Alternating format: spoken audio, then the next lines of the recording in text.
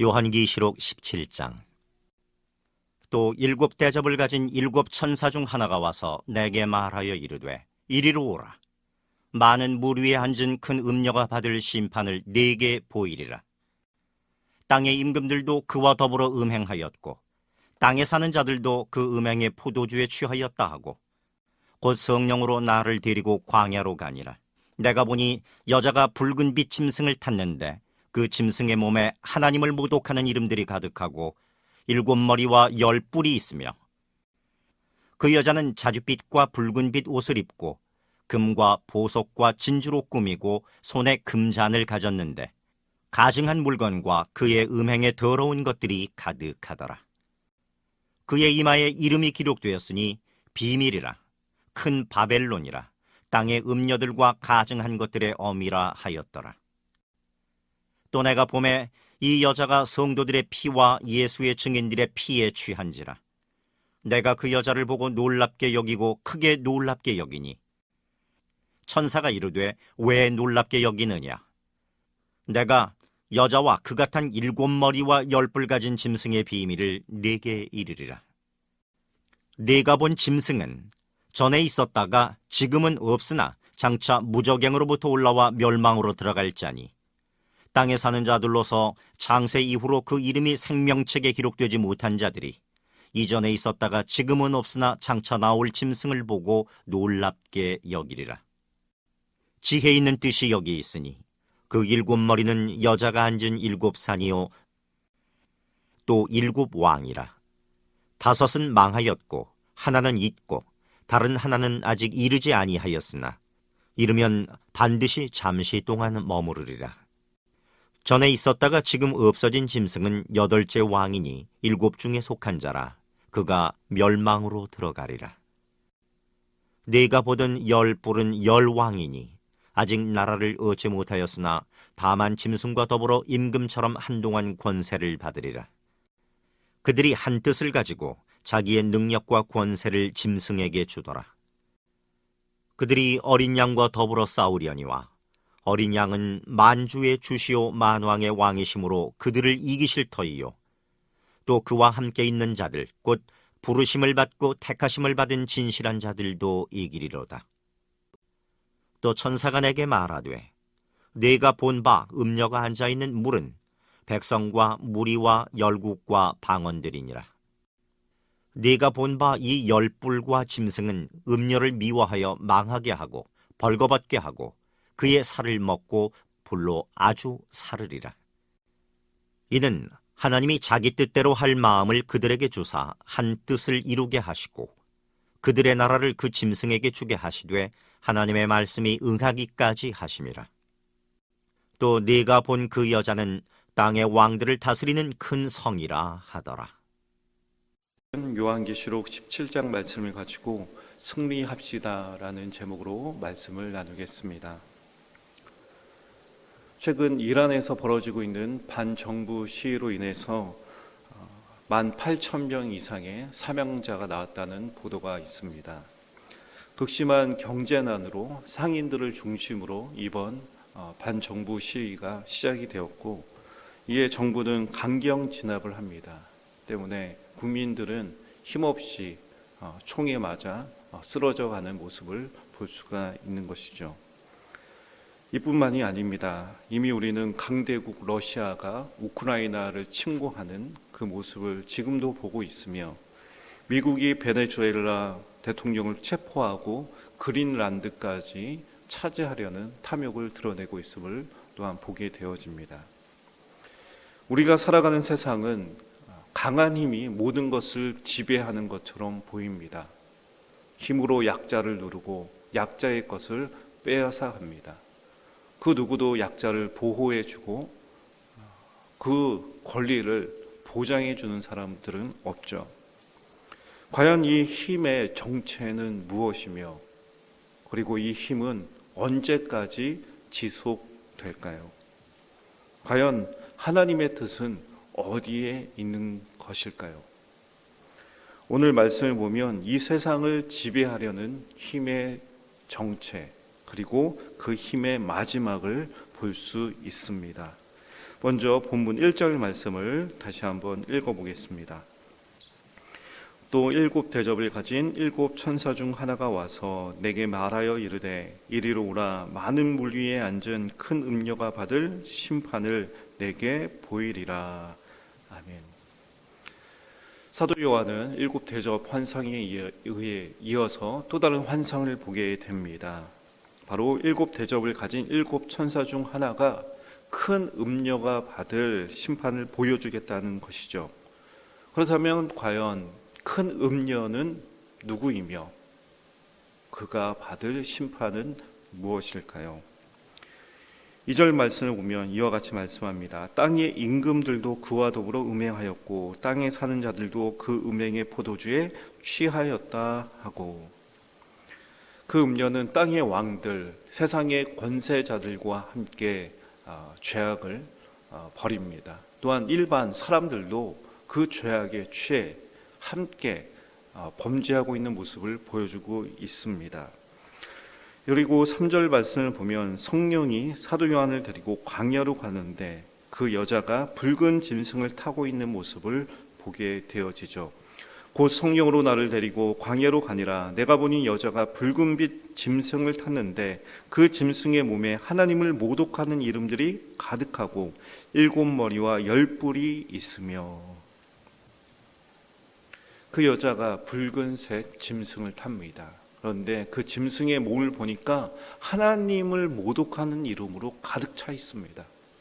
그리고 그 짐승은 머리가 7이고 뿔이 10개가 있었다라고 말하고 있죠. 그 여자에 대해서는 이렇게 표현합니다. 화려한 옷을 입습니다. 또한 보석으로 꾸미고 있고 그 손에는 금잔이 있습니다. 그런데 그 금잔 안을 보니 가증한 것과 음행의 더러운 것으로 가득했다라고 말하고 있죠. 과연 이 큰 음녀는 누구이고 그 짐승은 무엇일까요? 우리가 알 수 있는 것은 이 큰 음녀는 하나님을 대적하는 자라는 것입니다. 하나님을 모독하는 자고 사람들을 미혹하는 자입니다. 사단을 등에 업고 그 권세를 사용해서 우상 숭배를 합니다. 또한 많은 사람들이 그 우상 숭배에 취하게 하고 죄악으로 사망으로 데리고 가는 자라는 것을 우리가 볼 수 있죠. 금잔을 들고 있지만 실상은 그 안에 가증하고 더러운 것을 먹고 마시며 즐기고 있는 바로 사단의 권세를 우리가 볼 수 있는 것입니다. 큰 음녀는 당시의 로마 제국을 말하고 있습니다. 로마 제국은 사단의 권세 등에 업고 하나님을 대적합니다. 황제를 숭배하라고 이야기합니다. 영적으로 육적으로 음행을 행하고 힘으로 사람들을 죽이죠.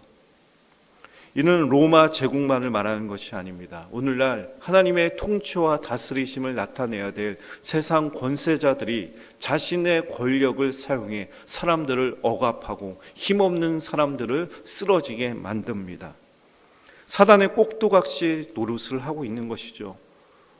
또한 큰 음녀는 누구입니까? 성도들을 유혹하는 이단의 지도자들을 말하고 있습니다. 거짓 진리를 내세웁니다. 사람들을 거짓에 취하게 만들고 사망으로 데려가고 있습니다.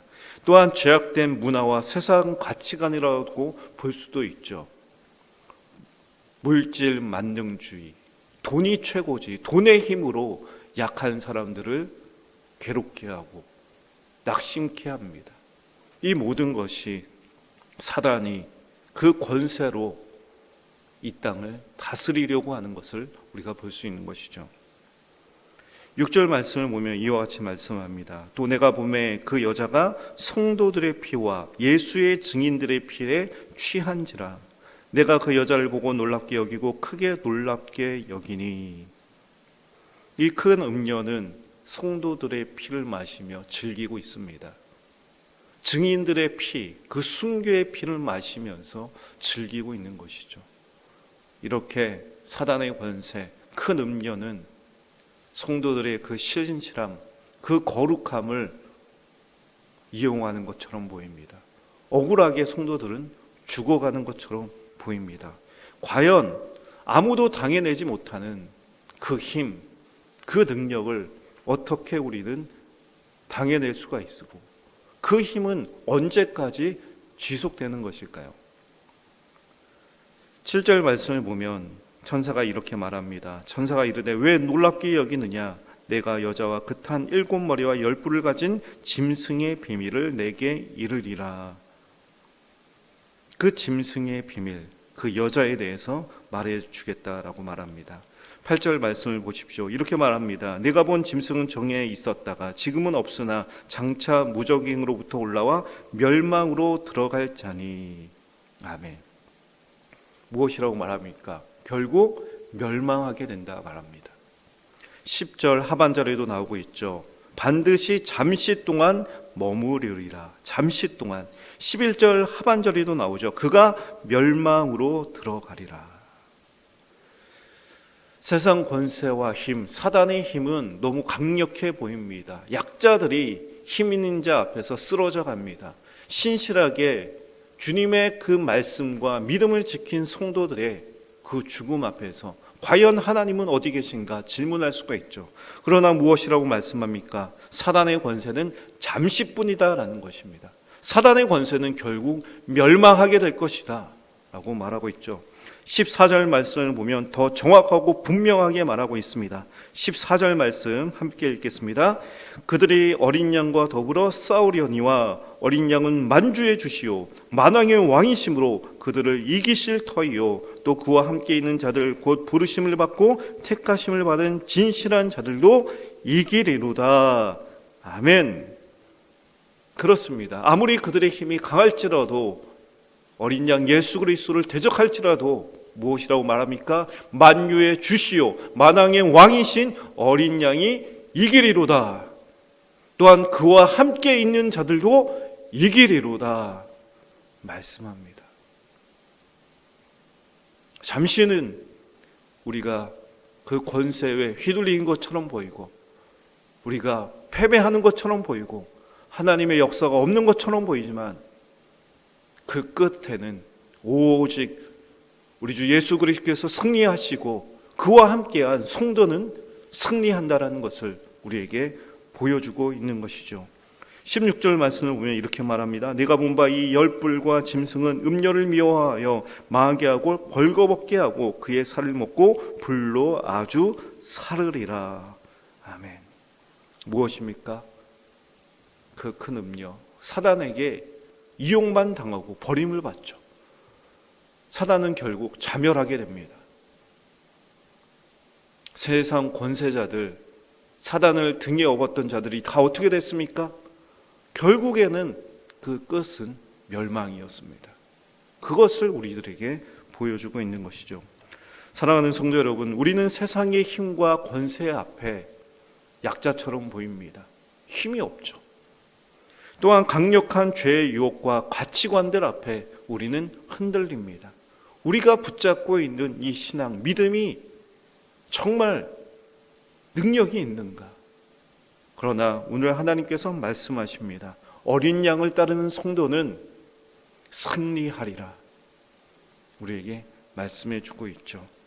우리는 오늘 하루도 현실의 한계 속에서 살아갑니다. 그러나 우리가 믿어야 할 것은 하나님의 시간이고 하나님의 뜻이죠. 하나님은 누구신가? 하나님의 시간은 어떻게 흘러가고 있는가? 하나님의 역사는 어떻게 완성되어 가는가? 그것을 보며 우리는 실족하지 않고 낙심하지 않고 죄의 유혹을 물리치고 매일매일 매순간 승리하며 나아가야 될 것입니다. 오늘 하루도 우리 어린 양이신 만주의 주시오 만왕의 왕 그 이름을 붙들고 승리하며 나아가시는 저와 모든 성도님들이 될 수 있길 바랍니다. 함께 기도하겠습니다.